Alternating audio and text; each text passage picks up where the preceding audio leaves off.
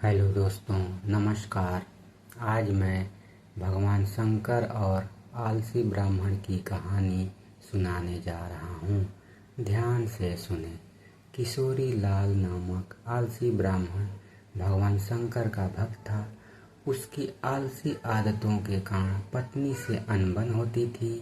भगवान ने उसे एक त्रिशूल दिया जिससे काम अपने आप होने लगे, लेकिन जब उसने काम करना छोड़ दिया तो उसे समझ आया कि आलस्य से मुसीबतें आती हैं। उसने फिर से मेहनत करने का निर्णय लिया। किसी समय की बात है जब किशोरी लाल की पत्नी बहुत ही चिंतित थी। वह अपने पति के आलस्य और उनकी भक्ति के बीच संतुलन बनाने की कोशिश कर रही थी। वह सोच रही थी कि कैसे अपने पति को सही रास्ते पर लाया जाए। इसी बीच भगवान शंकर और माता पार्वती के बीच एक बातचीत होती है। इस बातचीत से यह साफ होता है कि आलसी भक्त को सिखाने की जरूरत है। इसीलिए भगवान शंकर समझाते हैं कि हर भक्त को अपने कर्मों पर ध्यान देना चाहिए। किशोरी लाल की आलसी प्रवृत्ति के कारण उसे पिछले जन्म की कुछ गलतियों का फल मिल रहा है। इससे हमें यह सीख मिलती है कि हमारे कर्मों का फल हमेशा हमें मिलता है, चाहे वो अच्छा हो या बुरा।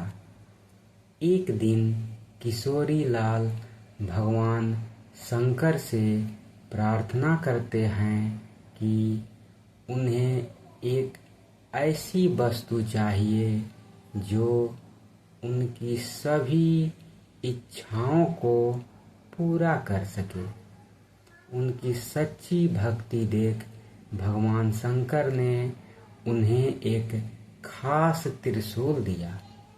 भगवान शंकर का दिया हुआ त्रिशूल किशोरी लाल के लिए एक जादुई बन जाता है। अब वह इस त्रिशूल की सहायता से अपने सभी काम बिना मेहनत के आराम से करने लगता है।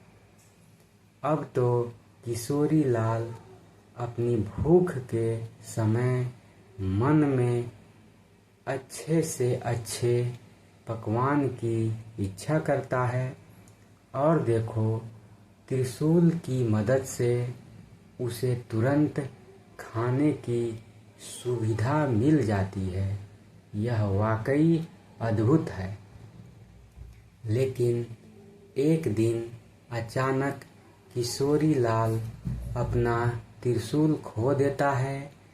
इस घटना से उसे समझ में आता है कि आलस्य का क्या भयानक परिणाम हो सकता है। वह सोचता है, हे भगवान, अब मुझे क्या करना चाहिए। इस अनुभव से किशोरी लाल ने सीख लिया कि छोटे छोटे कर्मों के लिए दूसरों पर निर्भर रहना सही नहीं है। अब वह अपने कार्य खुद करने का निश्चय करता है। मेहनत का फल मीठा होता है, उसने यह समझ लिया है।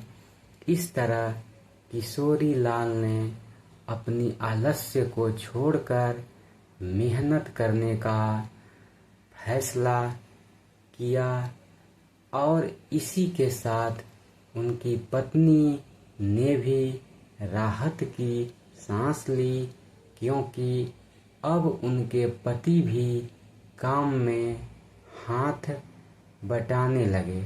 इस प्रकार सब कुछ ठीक हो गया। धन्यवाद दोस्तों। अगर कहानी अच्छी लगी हो तो चैनल को लाइक करें, सब्सक्राइब करें।